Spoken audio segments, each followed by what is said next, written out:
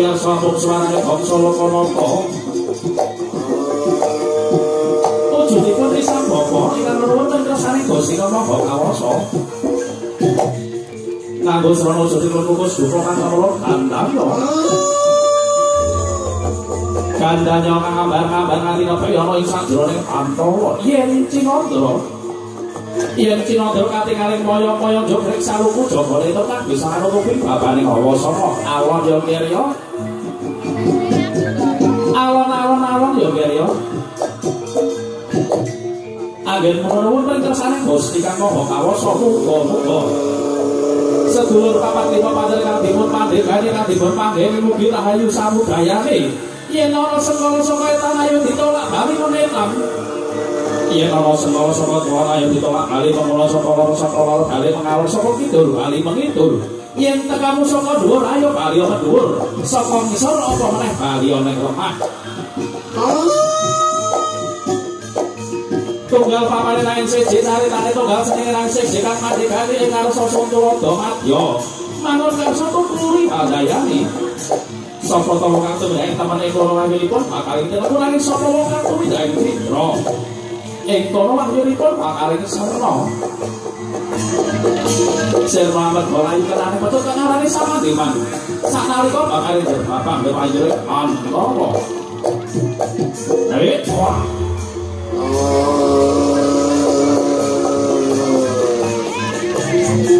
Milangka gegenepe saking nggih menika Risang Bapa